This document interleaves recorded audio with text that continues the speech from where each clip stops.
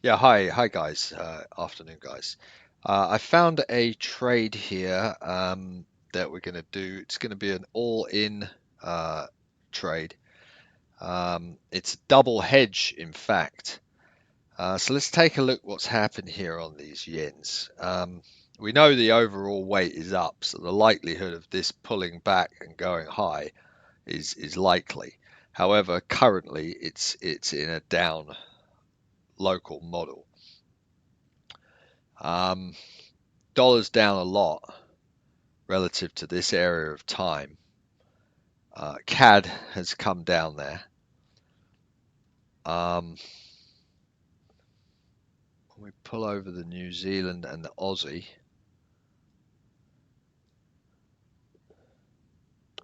we will notice here that, oops, sorry, it's still quite a lot higher. Um, the theory is if this is a down model, these buyers here will have to liquidate. Notice how they've pulled price up while the others are kind of firmly down. Now, how we always look at this is we always like to see it as if that's happening, well, the buyers are going to have to liquidate because they can't hold the bag any longer. However, what's happening here is it's a slightly different scenario where we have a New Zealand currently is stronger um, that collectively than everything else. Um, but if we bring these over, so New Zealand can be the dominator, right? It doesn't always have to be the LFX, the yen. Now look, huge move down here in euro today, which is basically put it, as far down as the dollar. Pound's got a little bit more room, and Swiss has got a lot more room.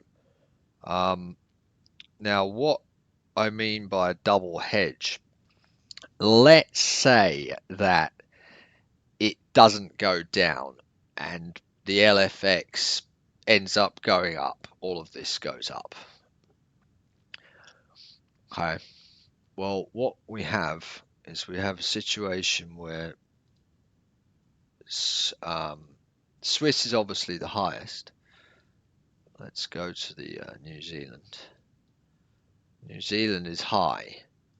So what that means is New Zealand has already moved relative to the others. So the others will need to catch up the uh, the New Zealand, right? Dollar's down a lot, and so is CAD. So if let's say this whole, so either way we're covered, right? If New Zealand rallies and all the other yens go up, well, dollar's going to give us the stealth move where it moves more than the New Zealand because it's got more room to go up, which would mean that the New Zealand CAD chart will drop. Now, if they drop, what we see is, well, New Zealand has more room to go down to catch up the dollar. So this is called a double hedge trade. We will be going all in on this to the point where our margin is red, and our target will be um, with the CAD. Um, we want to try to come back to this day in time. So it's 428.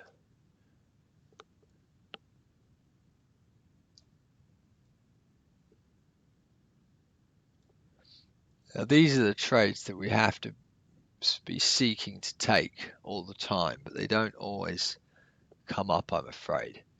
But I think as we practice more, perhaps we will indeed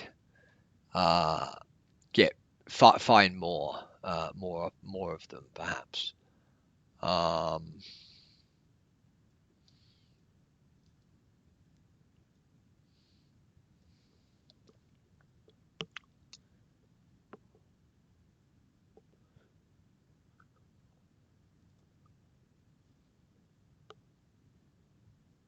where is the dollar yen? Oh, I found it.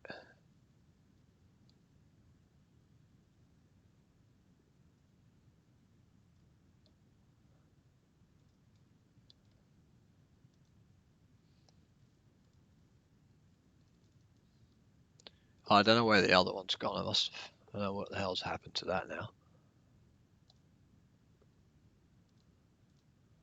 Alright, whatever.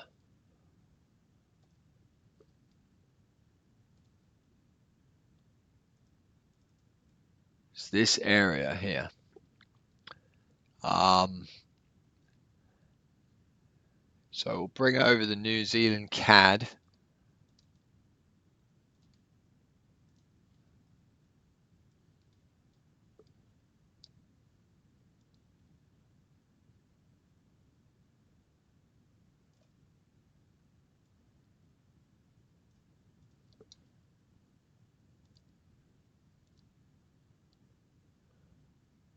We'll mark that area out in time.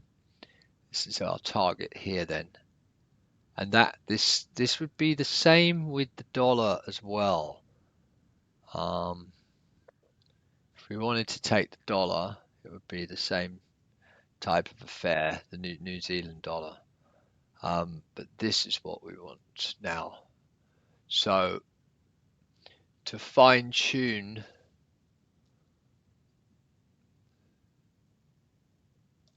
this better, we'll go into the oops.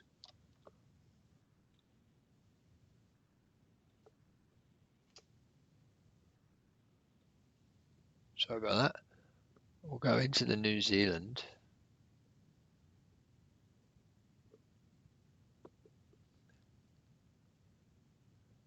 Because think about it.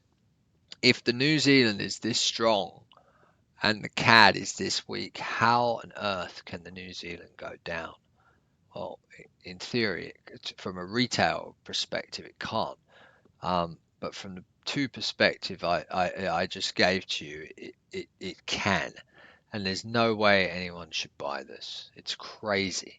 So we'll try to get the margin to be totally red.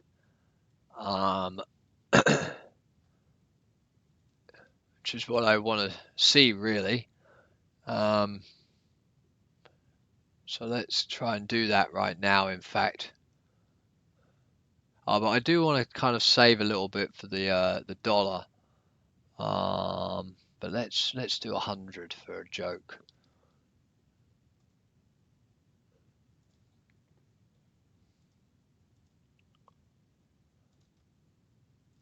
It's a bad place to do that though. I don't want to do that. I'll do it on a pullback or something. We'll maybe try that later. That would be quite funny though for the video. We'll get this to go completely red, and we'll try and get it in the perfect spot. We're not going to do that here. That's suicide.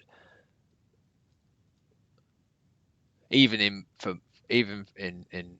from my standards, that's suicide. I'm not doing that. But that will give us a nice New Zealand move down. Let's should we look at it on the dollar? Yeah, let's do it here.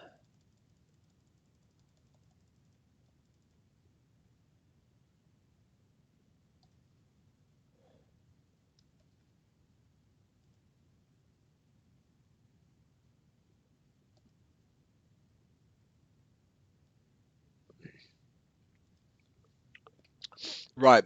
Oops. Right, and also the euro would be the same deal, because the euro is so weak, right? So euro yen has already fallen too much. If the yens do continue down, New Zealand's going to have to catch up the euro, giving us a euro New Zealand up move. When if it turns and goes the other way and we're completely wrong, um, the New Zealand's already moved up, so the euro will have more room to go up. So it's an all-in euro New Zealand move as well, guys. We're already in here. As always, we'll add another one here anyway. And we're looking, let's look here now.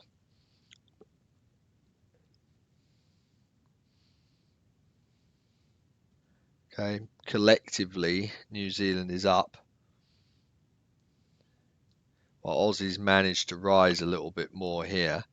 So the theory would be Aussie can't do that because there's too many sellers involved. Aussie will have to liquidate. That's the theory. But if that does not happen and Aussie goes up, then that's telling us that that we've got the idea correct. We'll draw a little line here and see if we get any new activity above it for later in terms of price and time.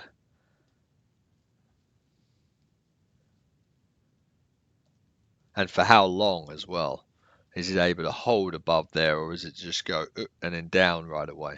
You know, what is it telling us when it gets there? Because there is no reason that in this situation that Aussie should be able to go up any further than it has. So if that happens, the theory is the others will start, will appear that they're following the Aussie.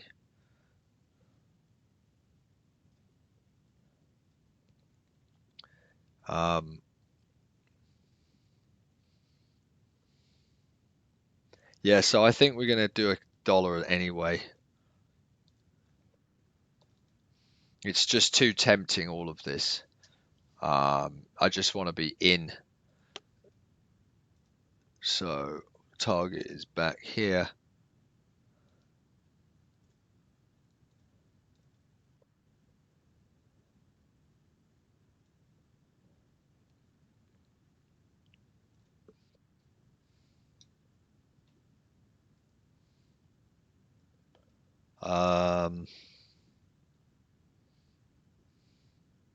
Yeah, somewhere here. Yeah, that's the video. Cheers, guys.